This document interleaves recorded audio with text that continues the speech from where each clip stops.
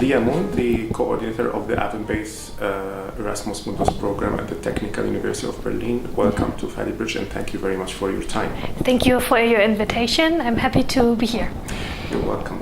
I have a question concerning the European Union initiative with initiating new programs or new call for Syrian students after the increasing numbers of Syrian applicants. How do you evaluate this initiative?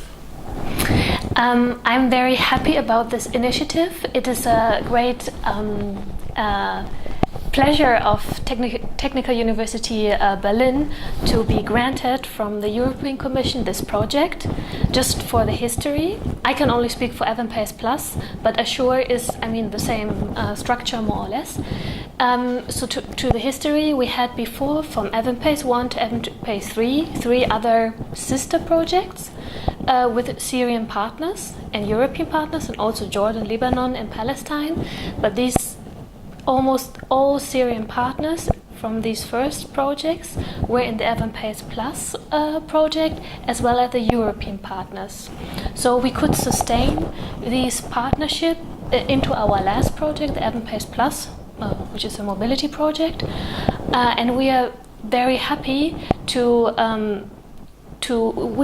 these scholarships are only 45 scholarships in total compared to the previous Avon-Pace projects. It's very little, but only for Syrians going to Europe, not the other way around for sure. But the support of the European Commission is very great. So it is not a humanitarian project. We still have from the European Commission the regulations to follow certain standards, like learning agreement, transcript of records. Everything has to be there, and also language certificate. In our first call, especially the language certificate was a problem, but maybe we can talk about it later. And also regarding exceptions. Normally, or the European Commission is very, let's say, by the book. So we have to follow every regulations, but with this project, they are seeing that some exceptions had to be made. Also at TU Berlin, we just had a scholar who had not the necessary language certificates, and there was made at TU Berlin at the enrollment office, the immatriculation office, there was an exception that he could start studying and could get his scholarship. So this initiative from the European Commission to grant such projects, I really support it, and we're so happy that we can coordinate it here with this expertise of the previous projects. Yesterday there was a reception by the president of the Technical University for all visiting postdoctoral researchers at the university, and he mentioned that TU Berlin is doing kind of special arrangements for the Syrian students who are coming now because of the crisis, and some of them are coming in the middle of their program, so they come in the second or the third year, and that the university is making extra efforts to cater for them. Do you know what are the procedures that TU is making for the Syrian students? So there's one program of the TU Technical University Berlin, which is called Into TU Berlin, which helps scholars. The funding is from the Senate in Berlin. I think 10,000 euro, 100,000 euro to support scholars from Syria who have asylum or refugee status with language courses, German courses for sure, English courses I don't think, but they try to help them on this way to gain the language proficiency so that they can enroll in the university and they don't have to pay for this program. This Into TU Berlin is only for asylum or refugees, and you don't have, normally you have to pay for this. It's a Probedeutikum in German, you have to have it before you study. But in this program, the refugees from Syria don't have to pay. And they try to lead them to enter their studies easier. Yeah, and then of course this case-to-case stories, like I told with a scholar who has the ability to speak German, but who does not have a certificate. Normally, at a German university, it's really complicated to go with to get something without a certificate. If you just have an oral test with an officer, it does not count. So it still counts to show the certificate, but they make exceptions like you can enroll in the study program and have to show your certificate 6 months or even 12 months later, which is a big possibility. So I think the politics in Berlin, or maybe let's say in whole Germany, are aware of the situation and very supportive, especially at the moment. And also, it also goes down to the office. I don't want to say the little officer. I don't want to discriminate it, but I want to. It goes down to this person who is directly in contact with the students. And as an Erasmus Mundus office, do you also do some extra efforts or procedures to cater for the Syrian students who are coming in as a refugee status, or how do you help the students who have applied or got scholars within the program? Special procedures, I would not say. As an Erasmus Mundus office, when we get the applications, then we do not focus on grades so much, I would say. And also for the application process, we have the possibility that the language certificates, which normally needs to be a DSH for German language for Germany, or a TOEFL test for English language, we have the possibility that the students could go to Damascus University and do the language test there. But I have to say, this was a big effort for Damascus University and a great chance for the European universities to receive the scholars, and also for the applicants. But the thing is that they did their language certificate, but the professors who evaluated in the end applications always preferred the TOEFL test than the test from the substitute, the test from the Damascus University. For the Syrian students which are already here, we try to extend their stay so that they can finish their studies here. And we have also some informations for asylum or refugee status. We provide them with apartments or housing, but that we do for all students. So beside this asylum support, there is not so much regular support. If a Syrian scholar comes with special questions, of course we will advise or help to support him or her. How do you evaluate the applications of the Syrian students? What are their weak points and strong points, and how can you advise them to improve their applications? Unfortunately, I have to say that during when I see the applications from Evan Pace 1 to Evan Pace Plus, you can somehow see that the grades are getting a little bit worse. And also that the amount of applications we are receiving are getting so much higher. Often attached to there are documents missing.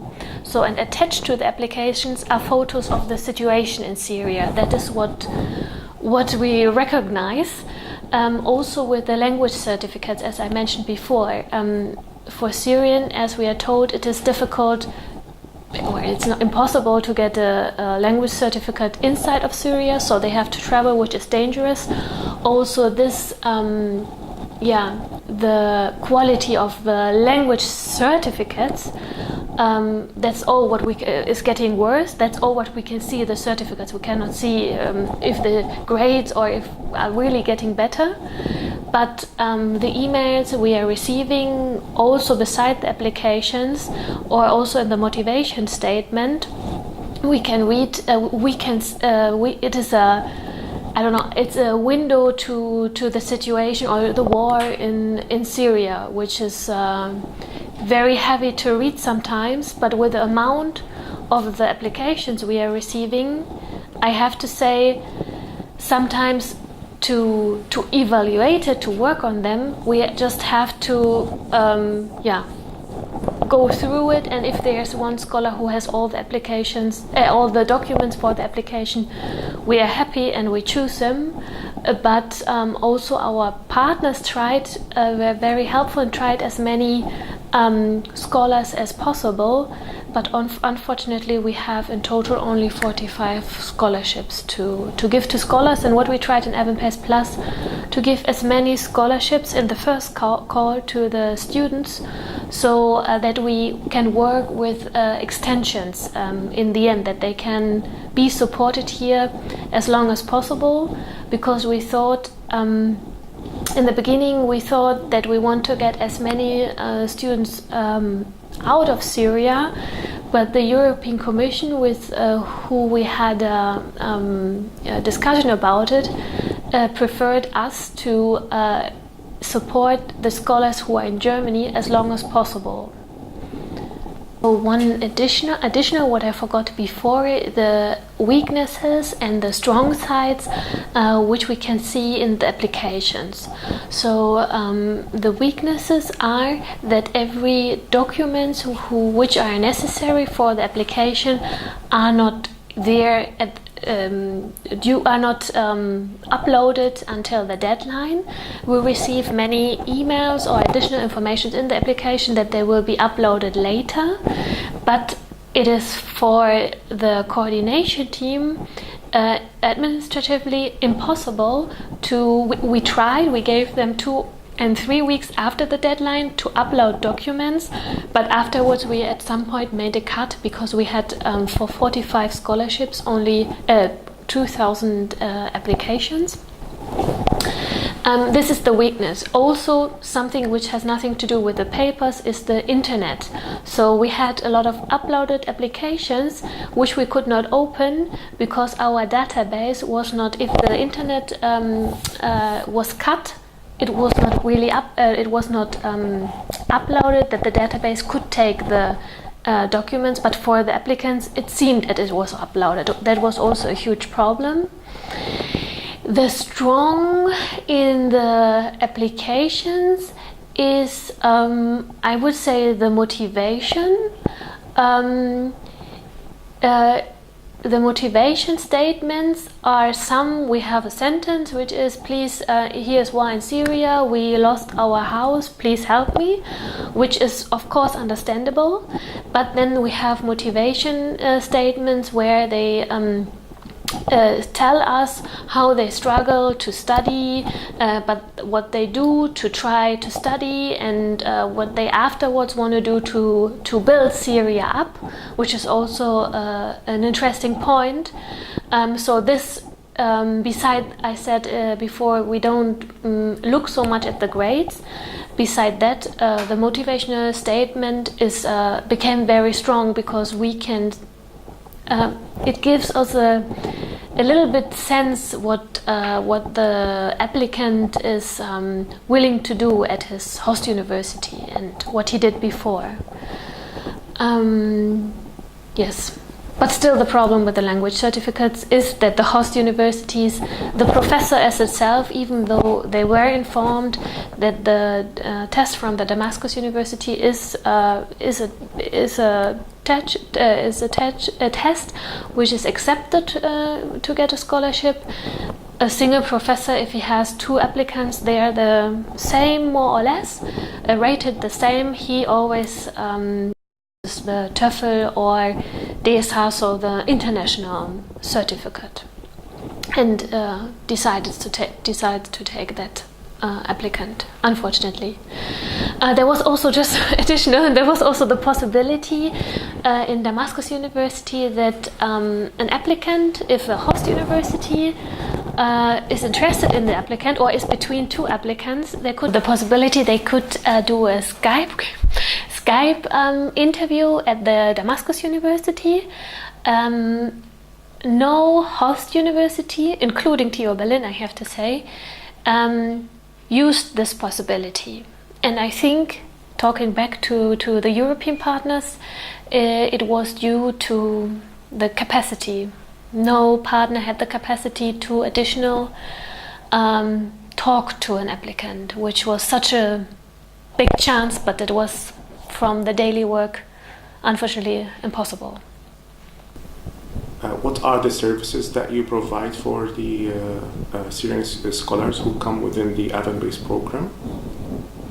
And do you follow their progress within the university? So for Avon-based Plus, the scholars are just arriving. So we have not so many informations about the progress, but in the previous project we started to have kind of monitoring visits. Some partners are using that very strong, that they are checking once a month or once or twice a semester, depends on the host university, the scholars about their, not only about their study progress, also about their personal situation. So it's both. And if there are problems or also nice comments of our partners, they send us these informations. This started this year. I think it's very important for us as the coordinator to know what's happening to our scholars in our at our European partner institutions. Here in TU Berlin, we have also monitoring meetings, but they are not that regular. We are working on that and try to make them once a term. Now we only have one meeting, a regular meeting in the beginning and in the end, but we try to improve, and what we want to do also for the future is to have more cultural activities for our scholars and mix them a little bit up also with German students, because what we recognized is that a lot of students are in their groups, let's say Syrians or Palestinians, but we want to mix them, not only Syrians and Palestinians and Lebanese, but also with Germans or international students. Here at TU Berlin, our partners are doing it partly that they are taking our scholars together with all international students. So there is a follow-up. Also a follow-up of their academic side. After every scholar has to send us their, if they are degree seeking, their degree, or their ECTS if they are exchange, or their transcript of records with their gained ECTS. The Commission is not asking that we send them these certificates or transcript of records, but they want to see a statistic, and it is interesting to see that, especially because we're talking about Syrian students, most of them gained a degree in their studies or a good transcript of records.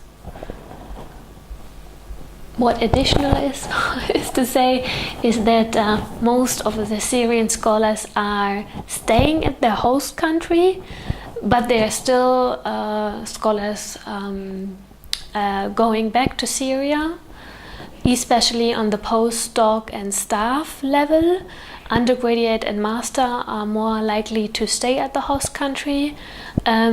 We think that is because of the possibilities they have. It's easier for them, they are younger in general, and it's easier for them to start a new life at the host country. What as the Erasmus Mundus coordination team at TU Berlin, as I told before, the history is from 2011. We had Avon-Pace 1 to Avon-Pace Plus. Avon-Pace Plus will end in 2018, which is still about almost 3 years to go, or 2.5 years. But what about the sustainability of the project? We don't know if what's happened to Syria, but what we can plan is already a sustainability strategy. So for us, so far, it was very easy because we went to AVANPACE 1 to AVANPACE Plus. So we have a sustainability, but unfortunately, Erasmus Mundus is ending. So what is afterwards? And I have to say, we have an alumni platform. We try to build that up, but we don't have money. We try to make our partners aware that we might apply at the European Commission for Erasmus Plus program. And I also was at a conference in Erguna from the offshore campus from TU Berlin. There were a lot of European and also Arabic institutions, and I asked also the question, what after AVANPACE Plus in this, or after this Erasmus Mundus mobility, especially for Syrian scholars? And also there, no one had an answer. So maybe this is an open question.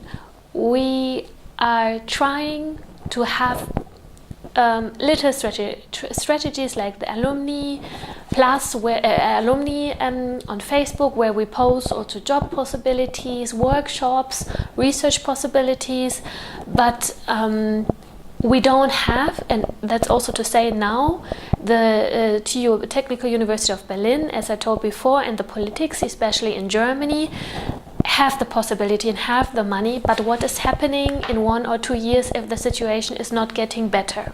If the situation is getting better, it is easy. Our scholars can go back. I think most of them are happy to go back and help to build their country up, and they have an international experience, and they have a big knowledge what they gained, I hope, through their scholarship. But that is not the problem. But what do we do afterwards when also the funding is over? And I have to say, we have 2.5 years, and I'm happy, and I hope we find an answer. Okay, that was very good. Thank you very much for all this information, and we wish you all the best. Thank you. Thank you so much for the interview. I hope it was of help. It was. Okay, thank you. Thanks.